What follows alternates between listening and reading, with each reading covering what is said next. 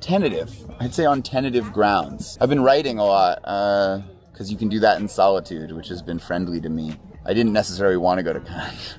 I had a bit of a hard time. That's a tough re-entry point. If you've been in the woods for 3 years, I do not recommend going straight to Cannes, where every photographer and every weirdo, every rich genocidal freak be there. You know what I mean? Like, it's not an easy re-entry. When you work in this industry, you will find yourself in deep relation with a lot of people who do not give a single fuck about you or your well-being at all. The process is, for me, where the magic is. The work is for other people's judgment. You know, for me, it's not my job. It's not my job to figure out whether an expression I was involved in is good or bad, or how it compares to other expressions. Or that's y'all's business. You know what I mean? So in that way, I think I've avoided that, which sounds like a real meat hook. Just when you thought Ezra Miller had vanished from Hollywood forever, they've emerged from the shadows with one of the most cryptic and unsettling interviews we've seen in years. Their recent appearance at an Italian film festival has left fans and industry insiders questioning whether this troubled star is planning a comeback or spiraling into another public breakdown. The interview that everyone's talking about happened at the Filming Italy Sardegna Festival, where Miller sat down for what can only be described as a bizarre conversation about their future in Hollywood. When asked about returning to the big screen, Miller's response was characteristically strange. I'd say on tentative grounds. But it wasn't just what they said that has people concerned, it was how they said it and the cryptic nature of their entire demeanor that left observers genuinely worried about their mental state. Miller admitted they're holding a lot of regret, but refused to elaborate on what specifically they're sorry for, despite having one of the most publicly documented downward spirals in recent Hollywood history. The vague nature of their comments, combined with their erratic behavior during the interview, has reignited discussions about whether Miller is truly ready to return to the spotlight, or if they're setting themselves up for another spectacular public meltdown. What makes this interview even more unsettling is the timing. Miller recently made a shocking appearance at the 2025 Cannes Film Festival,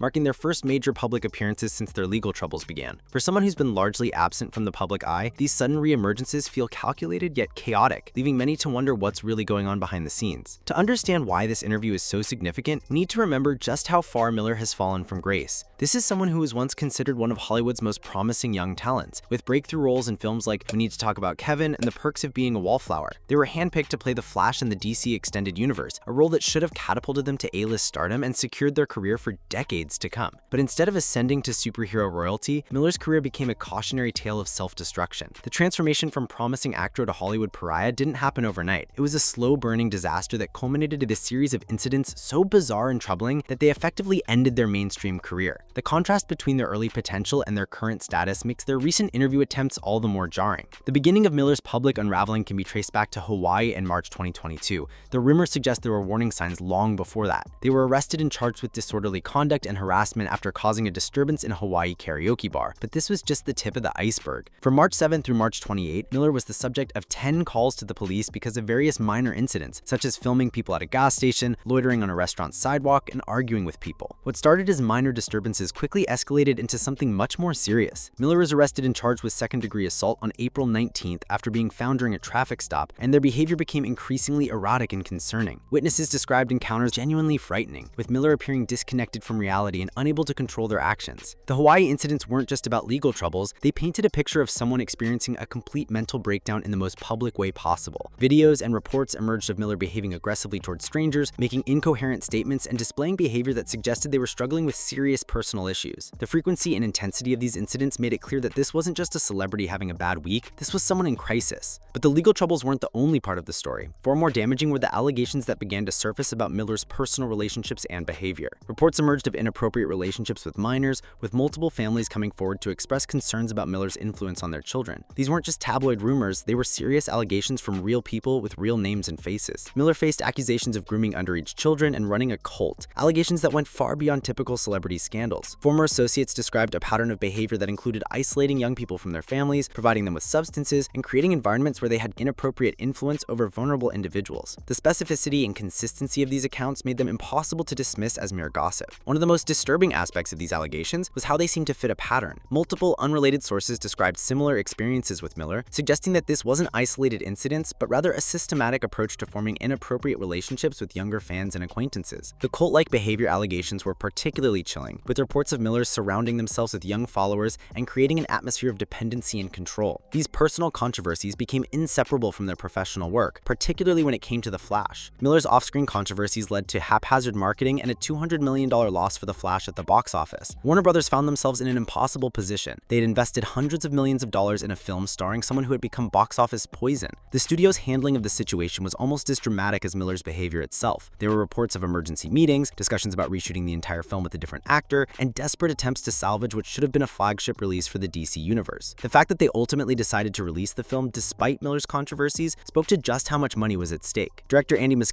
defended Miller, saying, "I don't think there's anyone that can play that character as well as they did, but this support felt hollow given the circumstances." The film's promotion was awkward and muted, with Miller making minimal public appearances and the focus shifting away from the star to the supporting cast and technical achievements. The Flash's box office failure wasn't just about Miller's controversies, it was also a reflection of audience fatigue with problematic celebrities. Moviegoers made it clear that they weren't willing to separate the art from the artist when the artist's behavior was so problematic. The film's poor performance sent a message to Hollywood about the real consequences of enabling troubled stars. Now, with the recent appearances at Cannes and this bizarre Italian interview, Miller seems to be testing the waters for a potential comeback. Reports suggest Miller will be the main character in a vampire movie in development, directed by Lynn Ramsey, indicating that some in Hollywood are still willing to work with them despite their troubled past. But the industry reaction to Miller's recent appearances has been mixed at best. While some are curious about their potential return, others remain deeply skeptical about whether Miller have truly addressed the underlying issues that led to their downfall. The vague nature of their recent statements, combined with their continued odd behavior, suggest that the personal work necessary for a genuine comeback may not have been completed. The industry observers have interpreted Miller's recent statements as essentially saying, "I went through some difficult times, and now I can better empathize with others going through similar struggles. I appreciate the friends who supported me, and as for everyone else, they can go to hell." This interpretation, if accurate, suggests that Miller may not have developed the genuine accountability and self-awareness necessary for a sustainable return to Hollywood. The entertainment industry and audiences have grown increasingly intolerant of problematic behavior, especially when it involves allegations of harm to minors. Miller's situation is complicated by the fact that their controversies weren't just about personal struggles or addiction, they involved allegations of predatory behavior that strike at the heart of Hollywood's ongoing reckoning with abuse and exploitation. So what does Miller's tentative return really mean? The choice of the word tentative is telling. It suggests uncertainty, hesitation, and perhaps an acknowledgement that their welcome back to Hollywood is far from guaranteed. It could also indicate that Miller themselves aren't sure they're ready to fully re-engage with the industry that they so dramatically departed from. The vampire film project with Lynn Ramsey could be seen as a strategic choice, working with a respected independent director on a genre film that doesn't require the massive marketing push of a superhero movie. It's the kind of project that could allow Miller to demonstrate their acting abilities without putting a major studio at risk of significant financial loss if controversies resurface. But the fundamental question remains, has Miller truly changed, or are we witnessing the early stages of another public breakdown? Their recent interview, with its cryptic language and bizarre energy, doesn't inspire confidence that they've developed the stability and self-awareness necessary for a sustainable career comeback. The entertainment industry and audiences will be watching closely to see whether Miller can maintain their composure and demonstrate genuine growth, or whether this tentative return will become another chapter in one of Hollywood's most troubling cautionary tales. For now, the jury is still out on whether Ezra Miller's comeback will be a story of redemption or just another spectacular fall from grace.